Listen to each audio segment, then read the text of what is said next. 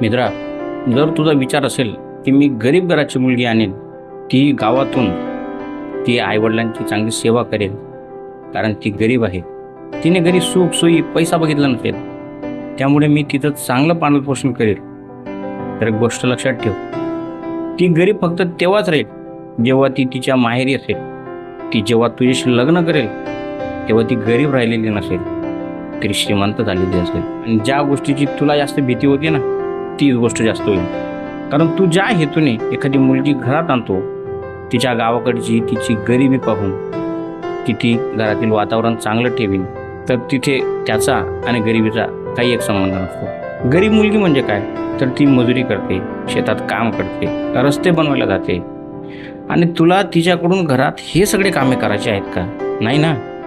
तुला काय हवं आहे? तिने आईवडिलांची सेवा करावी, चांगली गृहिणी बनून राहावी.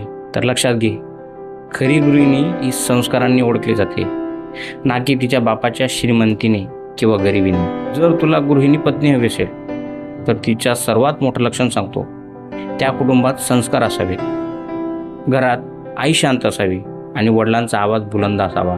जर त्या घरातून आईचा आवाज जास्त ऐकू येत असेल तर समज की तीच गृहिणी नाही, तर तिची मुलगी काय असणार.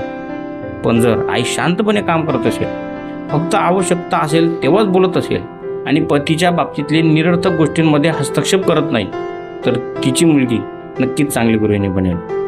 आणि अशा घराची मुलगी मिळाली तर नशीबच समज. धन्यवाद.